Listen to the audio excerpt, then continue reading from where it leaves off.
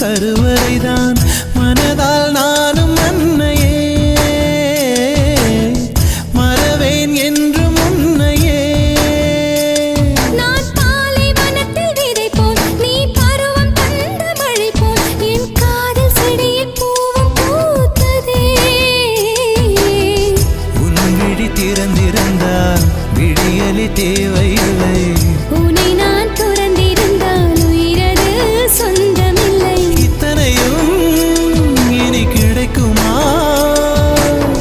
கிடைக்கும் கிடைக்கும் நான் கூட சொல்கிறேன் அழகே பிரம்மனிடம் மனு கொடுக்க போயிருந்தேன்